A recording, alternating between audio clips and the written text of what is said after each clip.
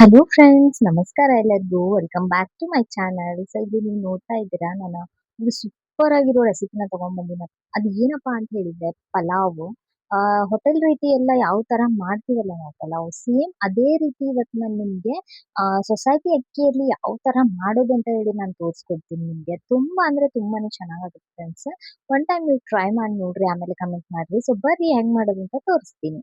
ಇಲ್ಲಿ ನಾನು ಒಂದ್ ಸ್ವಲ್ಪ ಜೀರಿಗೆ ತಗೊಂಡಿನಿ, ಆಮೇಲೆ ಏಲಕ್ಕಿ, ಲವಂಗ, ಚಕ್ಕೆ. ನಮ್ಮ ಮನೇಲಿ ಏಲಕ್ಕಿ ಇರ್ಲಿಲ್ಲ, ಸೊ ಅಷ್ಟೆಲ್ಲ ತಗೊಂಡಿನಿ. ಆಮೇಲೆ ಇಲ್ಲಿ ಕ್ಯಾರೆಟ್, ಆಮೇಲೆ ಬೀನ್ಸ್, ಆಮೇಲೆ ವಟಾಣಿ ಕಾಳು, ಆಮೇಲೆ ಒಂದು 3 ಈರುಳ್ಳಿ ತಗೊಂಡಿನಿ. ಆಮೇಲೆ ಒಂದೆರಡೇ ಹಸಿಮೆಣಸಿನಕಾಯಿ. ನೀವು ಖಾರ ಜಾಸ್ತಿ ಬೇಕಂದ್ರೆ ಖಾರ ನೋಡಿ ಹಾಕೋಬಹುದು.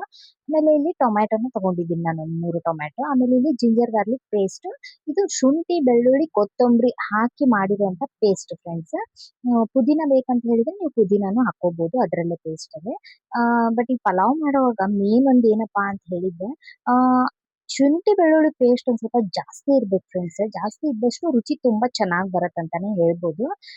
ಇಲ್ಲಿ ನೋಡ್ತಾ ಇರ್ಬೋದು ನೀವು, ಇದಕ್ಕೆ ಶಾಯಿ ಜೀರಾ ಇದ್ರೂ ಕೂಡ ಹಾಕೋರಿ ಫ್ರೆಂಡ್ಸ್. ನನ್ನ ಹತ್ರ ಖಾಲಿ ಆಗ್ಬಿಟ್ಟಿತ್ತೆ, ಹಿಂಗಾಗಿ ನಾನು ಏನಿತ್ತು ಅದನ್ನಷ್ಟನ್ನೇ ನಾನು ತಗೊಂಡಿದ್ದೀನಿ. ಸೊ ಅದೆಲ್ಲ ಡ್ರೈ ಮಸಾಲ ಹಾಕಿ ಆದ್ಮೇಲೆ ಇದಕ್ಕೆ ಈರುಳ್ಳಿ ಆಮೇಲೆ ಹಸಿಮೆಣಸಿನಕಾಯಿ ಎರಡೂನು ಒಟ್ಟಿಗೆನೆ ಹಾಕೊಂಡ್ಬಿಡ್ಬೇಕು. ಹಾಕೊಂಡು ಇಲ್ಲಿ ನೋಡ್ತಾ ಇದೀರಲ್ಲ ನೀವು, ಚೆನ್ನಾಗಿ ಈ ತರ ಕಲ್ಸ್ಕೋಬೇಕು. ಚೆನ್ನಾಗಿ ಸ್ವಲ್ಪ ಗೋಲ್ಡನ್ ಬ್ರೌನ್ ಆಗ್ಬೇಕು ಫ್ರೆಂಡ್ಸ್. ಅದ ಗೋಲ್ಡನ್ ಬ್ರೌನ್ ಆದ್ಮೇಲೆ ನಾನು ಇದಕ್ಕೆ ಕಸೂರಿ ಮೇಥಿ ಇದೇ ಟೈಮ್ ಅಲ್ಲಿ ಹಾಕ್ತಾ ಇದ್ದೀನಿ. ಇಲ್ಲಿ ನೋಡ್ತಾ ಇರ್ಬೋದು ನೀವು, ಕಸೂರಿ ಮೇಥಿನ ಹಾಕಿದ್ದೀನಿ ನಾನು. ಸೊ ಇದನ್ನ ಹಾಕಿ ಒಂದ್ 2 ನಿಮಿಷ, ಒಂದು 30 ಸೆಕೆಂಡ್ ಅಷ್ಟು ಫ್ರೈ ಮಾಡ್ಕೊರಿ, ಜಾಸ್ತಿ ಏನ್ ಬೇಡ.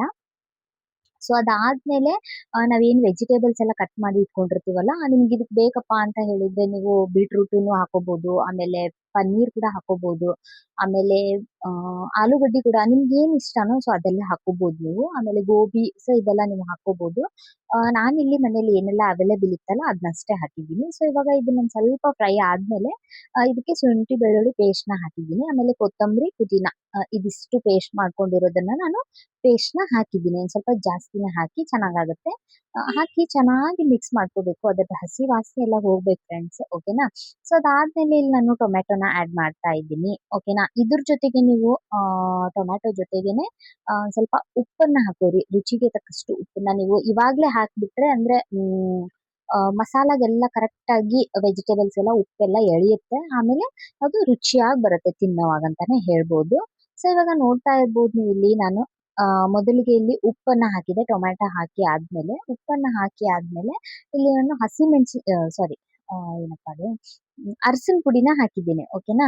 ಅರಸಿನ ಪುಡಿ ಹಾಕಿ ಸೊ ಚೆನ್ನಾಗಿ ಮಿಕ್ಸ್ ಮಾಡ್ಕೊಳ್ಳೋಣ. ಓಕೆನಾ? ಈ ಅರಸಿನ ಪುಡಿ ಎಲ್ಲ ನಾವು ಹಾಕಿರ್ತೀವಲ್ಲ, ಆಮೇಲೆ ಟೊಮ್ಯಾಟೊ ಎಲ್ಲ ಹಾಕಿರ್ತೀವಲ್ಲ, ಅದ್ರದ್ದೆಲ್ಲ ಹಸಿ ವಾಸನೆ ಎಲ್ಲ ಹೋಗೋವರೆಗೂ ನಾವು ಚೆನ್ನಾಗಿ ಫ್ರೈ ಮಾಡ್ಕೋಬೇಕು.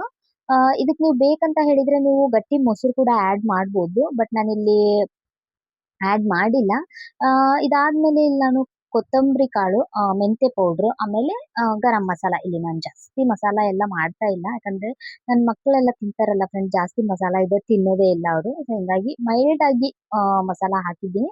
ಆಮೇಲೆ ಅಷ್ಟೇನ ರುಚಿಯಾಗಿ ಬಂದಿತ್ತು. ಈ ಟೈಮಲ್ಲಿ ನೀವು ಗಟ್ಟಿ ಮೊಸರು ಆಡ್ ಮಾಡ್ಕೋಬಹುದು. ಅದಾದ್ಮೇಲೆ ನಾನಿಲ್ಲಿ 1.5 ಗ್ಲಾಸ್ ಅಷ್ಟು ಅಕ್ಕಿನ ತೊಳೆದು ಚೆನ್ನಾಗಿ ಅದನ್ನ ನಾನು ನೀರ್ ಹಾಕ್ದೇನೆ ಮಸಾಲೆಗೆನೆ ಆಡ್ ಮಾಡಿ ಒಂದ್ 30